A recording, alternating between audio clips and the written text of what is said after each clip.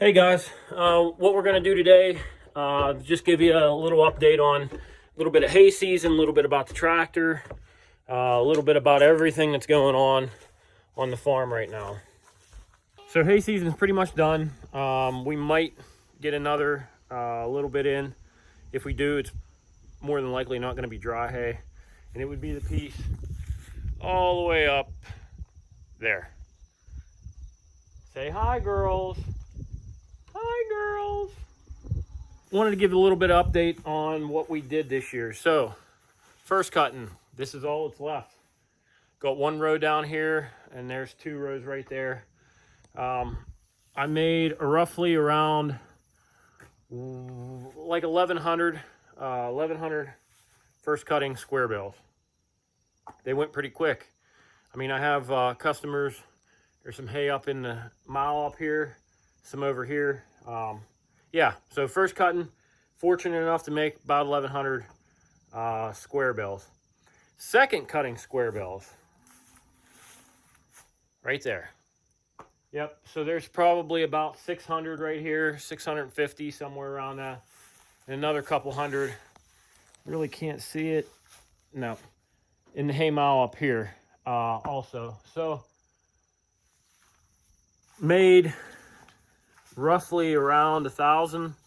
Had customers. So what I do in the spring is I'll send out an email to all of my hay customers saying, hey, give me a rough estimate on what you want. You know, those people that respond right out of the gate, they're the ones that get taken care of first. If I don't hear from you, any hay that I get or am fortunate enough to make over that, I'll be able to sell then. But until then, I want to make sure that I take care of my hay customers. So everything that's up in a mile up there is actually one of my hay customers from last year. Everything right there is actually another customer. She's going to come and get all of hers here very shortly. So we'll have to load them out. The customer that came and got these first cutting bales right in here was a first time customer this year. Great guy, very nice to deal with. And hopefully we will have a business working together here in the future. Right there, 25 second cutting round bales off of the field up top. This is some excellent stuff. Look at this stuff, just beautiful. This is a clover alfalfa mix. Great clover alfalfa Timothy mix. Great stuff. So we put that on the barn floor here because we'll either feed our goats with it or sell it if we don't want it. We also have round bales over on that side too. Those are first cutting over there, and all this stuff in here, right in here, is second cutting. So overall, this year was really good for me. Southwestern Pennsylvania has a hay shortage right now based off of the conditions that we had in July and August and September. Very dry, very dry. People's second cuttings were not worth much. If you got into the fields early enough in June, you were fortunate enough to be able to get some of that rain on the early parts of the second cutting. If you weren't able to get in early, it didn't fare well. So up here, who needs a hay barn? Nick needs a hay barn. This is kind of what we're doing. This is where we store everything that we don't have room for in the barn. I got first cutting in the back. You can kind of see the color difference, and then I got second cuttings up here. These second cutting bales up here are actually sold.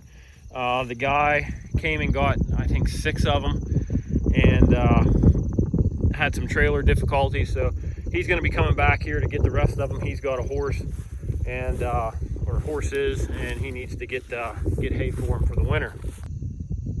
Yeah, there's a mess here. There's a good bit. And also we have hay all the way up there, and that's actually where I'm selling out of right now. All those bales up there, whoop, are first cutting bales, and yeah, those are going to be going here hopefully before the weather gets bad. You can kind of see the road. It goes up the hill and then makes a 90 to the bales. In the wintertime, that road gets a little bit slick. So I would much rather try to get that taken care of pretty soon, and before it's like a bobsled to come out of there. Don't like that, don't want that. Look at the weather. Little bit overcast today, but it's 73 degrees in October. Warm, dry, everything. Trees are starting to change. It's a beautiful, beautiful, beautiful, beautiful time of the year. So the tractor, that has been something that's been going on all summer. So, like I said, I've got a John Deere 5100E. Can't see it. There you go, John Deere 5100E. Tractor's been great. Put a ton of hours on it this year. But one thing that hasn't been great is on the opposite side here. I'll take you around and show you. Found it earlier this year when I was mowing, first cutting hay. A lot of stuff was sticking right here. You can kind of see the black and all that. Found out that it's motor oil. It's not leaking a lot, enough that I have to put in oil every so often, but every time, I'm sure you've seen in previous videos like the one right here. Still on a little bit of a hill here, but what it is.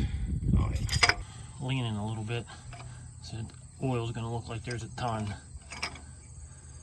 Yeah. On a little bit of an angle. Yeah. I check the oil every time I get in this tractor. It's just a habit. It's a good habit to have. You don't want to run. I mean, this tractor's 2 years old. I got it when my second daughter was born. Shouldn't leak oil. Just shouldn't. But it is. So by checking the oil all the time, you know, that's could prevent something seriously from going wrong. So you stick it, see? So luckily I reached out to John Deere before the warranty expired. I did reach out to them before the warranty expired. I let them know what was going on with the tractor. I don't like that angle. I let them know what was going on with the tractor, and they put it in the system. However, the guy that travels around and fixes everything has been slammed, hasn't had an opportunity to come out here. Tried to have a conversation with them, give me a loaner while this thing gets worked on. No loaners available.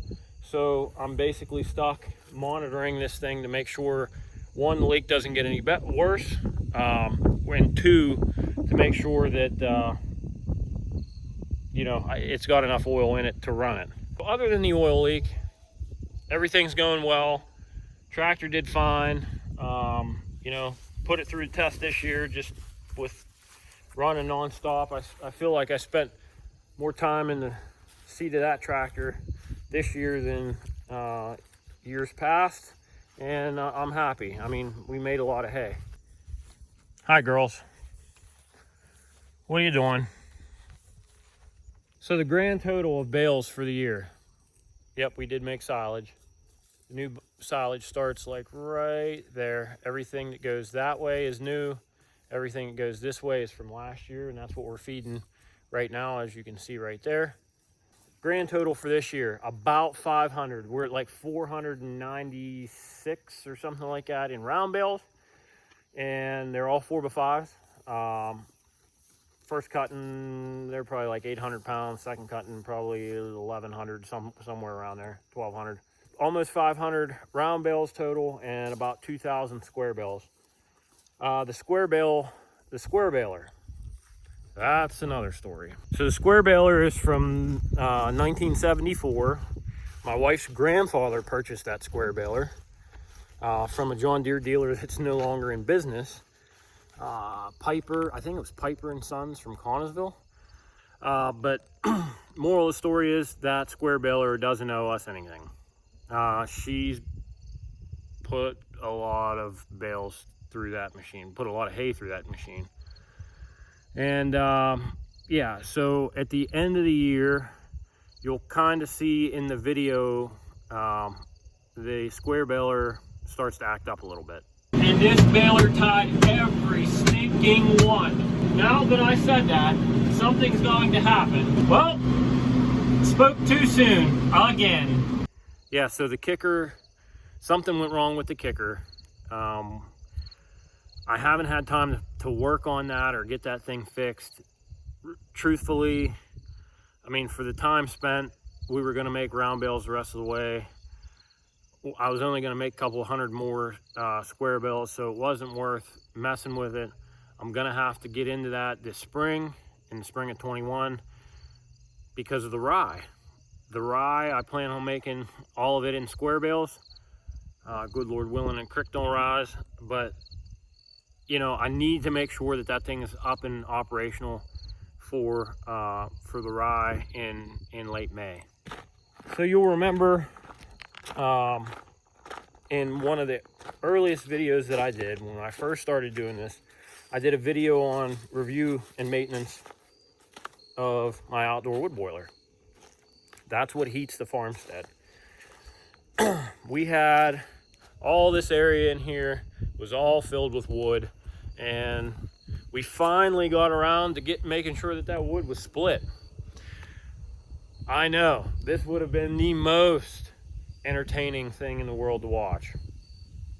Not. So I didn't film any of us splitting this wood. We had two piles because we were working in the middle here, and it was just going to be sloppy if regardless, there's two small piles. So after we split this wood, the furnace likes the wood to be no bigger than 6x6. So not crazy big chunks of wood, but bigger than what you would put in your home.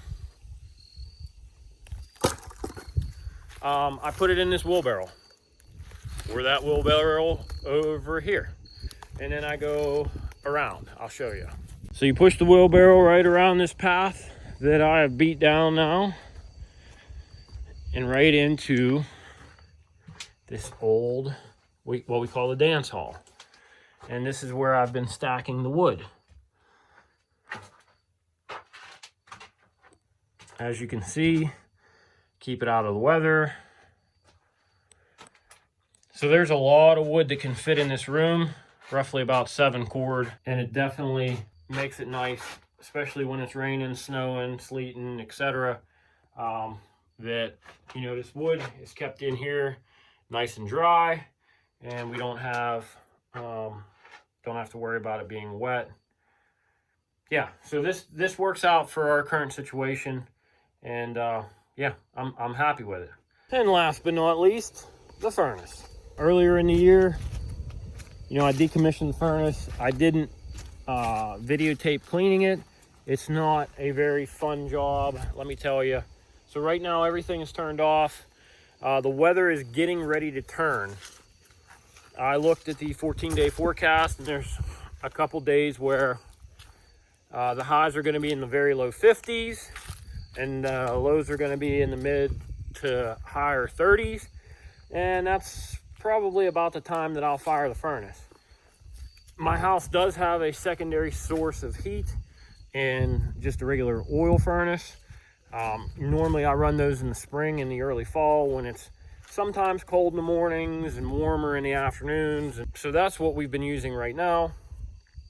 But I will be getting ready to fire this furnace. I will make sure that a video is out there for those of you who want to see this furnace get fired. Overall, that's kind of the update of everything that's going on right now on the farm. I didn't shoot an update for canning. I didn't shoot an update for the garden. Those will be coming here very shortly.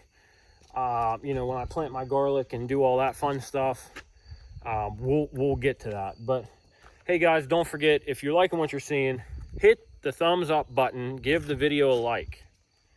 I don't know much about algorithms, but supposedly that helps me if you like the video. Also subscribe. 94% of the viewers that watch this channel are not subscribed to the channel. It only takes a second. Click that subscribe button right here and subscribe to the channel. You know, winter's coming, and there's going to be plenty of chores to do around here. plenty of hay customers to load out, plenty of cows and goats and everything else to feed. So if you like what you see, hit that subscribe button and follow us. You can follow us on Rocky Acres Farmstead's Facebook page, Instagram page, and TikTok. So till next time, guys, see ya.